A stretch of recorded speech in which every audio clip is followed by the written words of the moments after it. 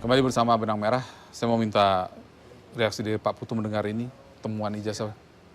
Boleh, Pak Putu. Agar lebih Iya. lebih tajam. Mas Tony, Ya. ini Pak Putu mau bertanya kepada Anda. Silakan Pak Putu. Mas Tony, saya mencoba mendalami soal kepala daerah tadi yang Anda buatkan ijazah palsu untuk tingkat SMP dan SMA. Ya, pertanyaan saya adalah, apakah sebelumnya kepala daerah itu sama sekali tidak punya ijazah SMP dan SMA? Sama sekali tidak? Kemudian Anda buatkan yang baru?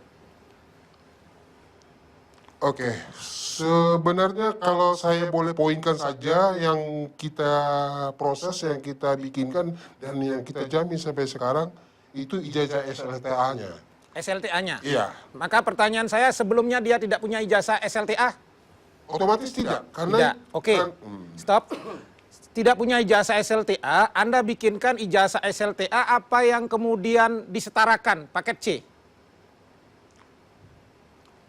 Ini lebih kalau kita boleh jujur, ini lebih anu lagi, lebih terperinci lagi. Sebenarnya bukan ijazahnya yang kita bikin, menjaminkan untuk melegalisasi ijazahnya aja.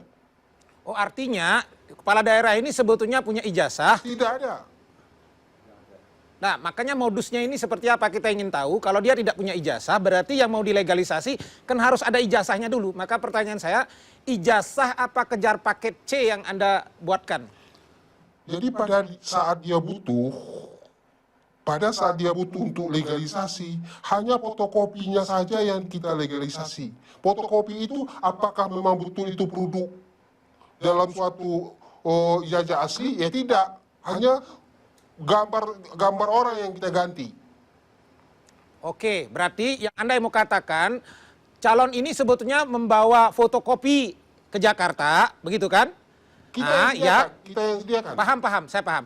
Bawa fotokopi di Jakarta, kemudian di situ ada foto di fotokopi jasa itu, foto itulah yang Anda ganti dengan foto orang itu, begitu kan? Betul. Nah, kemudian itu difotokopi lagi, begitu kan? Iya. Nah, kemudian barulah Anda legalisasi dengan cap palsu, begitu kan? Langsung ke sekolahnya. Oh, langsung ke sekolahnya? Iya. Nah, dilegalisasi langsung ke sekolahnya Iya. walaupun fotonya diganti? Iya. Artinya Anda mengganti orang yang ada di ijazah itu dengan calon kepala daerah itu, dan sekolahnya tidak tahu bahwa fotonya orangnya diganti, begitu ya? Ya, biasanya kalau sudah bermain seperti itu sudah tidak ada banyak pertanyaan karena memang di bawahnya sudah kita sediakan amplop. Ya, oke. Saya mau elaborasi dulu. Berarti Anda main juga dengan oknum kepala sekolahnya dong? Ya, mau nggak mau harus terlibat semuanya. Itu Anda dibayar berapa itu? Ya, paketnya cukup besar, Pak. Paketnya cukup besar. Karena kita jamin semuanya. Termasuk Hitungannya puluhan juta, ratusan juta, miliaran? ya untuk di tingkat meninggalkan di kepala sekolah kita meninggalkan puluhan juta. Untuk proses legalisasinya aja. Artinya Anda mengganti nama juga di situ toh, selain foto. Betul. Ya, ini yang mau saya katakan. Jadi pengalaman kita memverifikasi ini hampir puluhan tahun saya di KPU, memang salah satu modusnya ini. Jadi ada nanti ijazah, karena persyaratan untuk menjadi calon kepala daerah atau calon anggota legislatif kan cukup menyerahkan legalisasi ijazah. Fotokopi ijazah yang dilegalisasi. Tidak harus menunjukkan asli.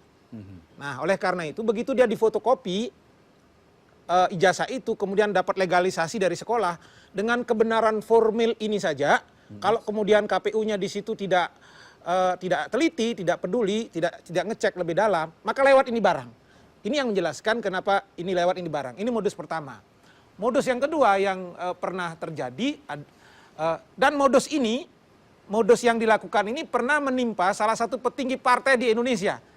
Pada pemilu 2019, tahun 2009, yang begitu saya datang bersama salah satu anggota Bawaslu di salah satu tempat di Jakarta, dan kita cek dari legalisasi itu, ternyata nomor induk yang tertera di nama itu adalah milik orang lain.